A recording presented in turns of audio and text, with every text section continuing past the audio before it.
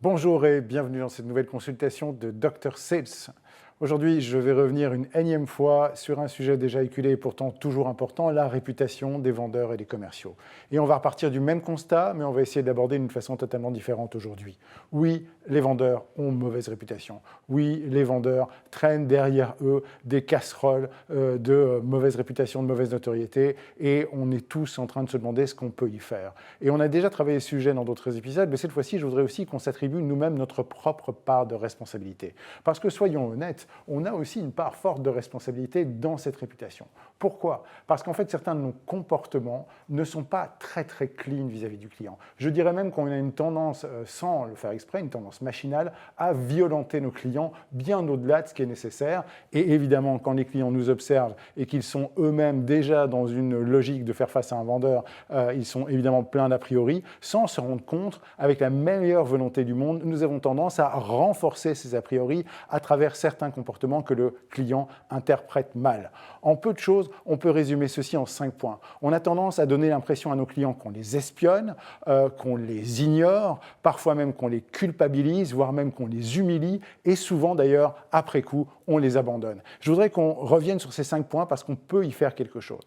Quand je dis que les clients ont l'impression qu'on les espionne, eh bien, combien de fois, lorsque j'accompagne des commerciaux en rendez-vous, je ne vois pas le commercial démarrer son entretien par le fait qu'il révèle directement à l'entreprise tout ce qu'ils ont pu voir sur leur site internet, sur le site de l'entreprise, sur son bilan, voire même sur l'identité de ses décisionnaires. Et parfois, ça devient un peu glauque quand quelqu'un que vous connaissez ni d'Ève ni d'Adam commence à vous donner l'impression qu'il a fouillé votre vie privée, qu'il connaît vos amis et les amis de vos amis, qu'il sait où vous êtes partis en vacances et qu'il se permet de rebondir directement dessus en tout début d'entretien. C'est évidemment très malvenu. Ça donne un sentiment absolument paniquant et terrifiant pour le client qui a l'impression d'être l'objet d'une dissection, alors que ce n'est absolument pas le cas. Le commercial, pour le coup, essaie juste de construire de la confiance, mais ça tombe effectivement très mal, et ça dénote d'une très mauvaise préparation du vendeur. Quand un vendeur veut bien se préparer à une vente, surtout en B2C, je lui recommande non pas tant de s'intéresser aux personnes et aux éléments, aux détails personnels des individus qu'il va rencontrer,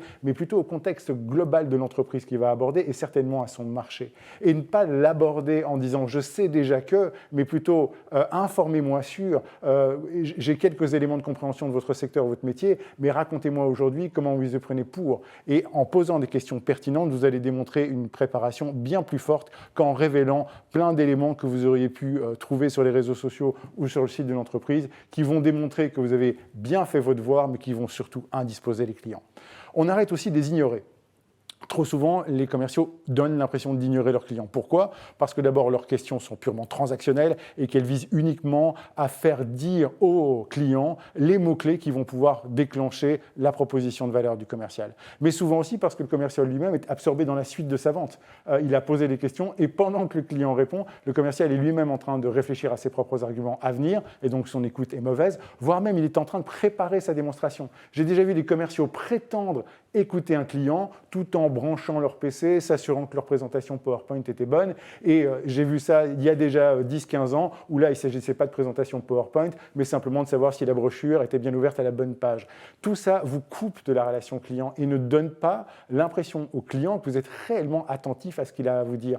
Or, c'est une partie super importante de l'entretien, parce que le client a envie de voir que vous vous intéressez réellement à lui, et il ne peut pas avoir cette impression si vous êtes en train de préparer déjà quelque chose d'autre, ou s'il a l'impression que vous êtes en train de trifouiller à la recherche de quelque chose dont vous allez vous servir par la suite. Donc, faites d'abord le point sur les questions les plus pertinentes que vous pouvez lui poser et de grâce, arrivez déjà préparé pour la suite, à savoir que vous devriez pouvoir écouter un client, votre laptop fermé, vos oreilles grandes ouvertes, éventuellement un carnet de notes en main, mais quelque chose qui lui donne vraiment la sensation que ce qu'il dit est important pour vous, compte pour vous et que vous allez en tenir compte. Troisième élément, on les culpabilise. Et ça, c'est terrible. C'est une tentation très forte pour un commercial d'arriver à appuyer sur les côtés négatifs de ce que le client a pu faire avant son arrivée. Notamment lorsque le client travaille déjà avec un concurrent, par exemple, ou lorsqu'il a mis en place une solution qui est mal adaptée ou obsolète. Et évidemment, c'est une brèche dans laquelle les commerciaux s'engouffrent en disant « voilà, vous êtes assis sur des mauvaises solutions, voilà, vous avez fait de mauvais choix ». Et c'est dramatique parce que personne n'aime être confronté à des erreurs. Je dis traditionnellement, l'opération née dans le caca du client ne fonctionne pas. Ça ne marche pas. Vous ne pouvez pas pousser quelqu'un à reconnaître des erreurs, surtout si à l'époque, quand il les a fait, ce n'était pas des erreurs. Et donc, il est beaucoup plus adroit d'arriver à changer votre discours.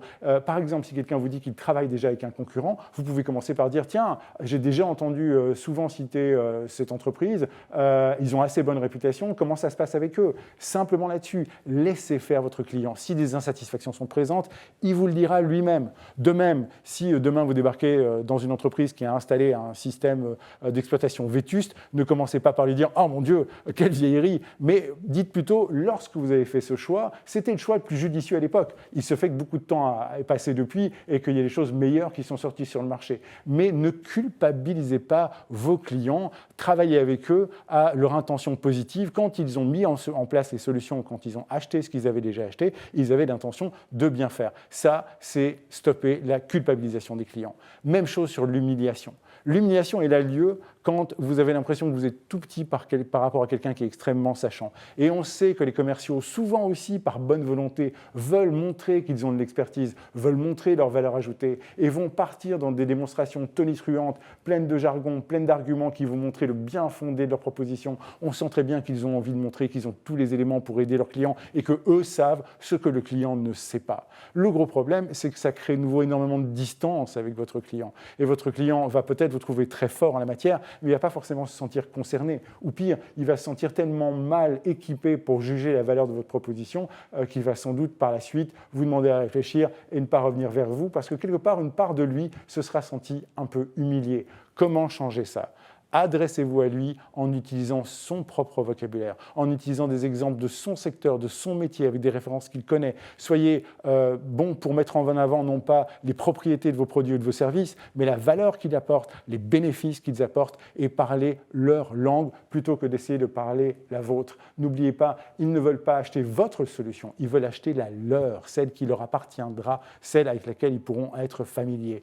Et en passer l'humiliation, de grâce, cessons de les abandonner.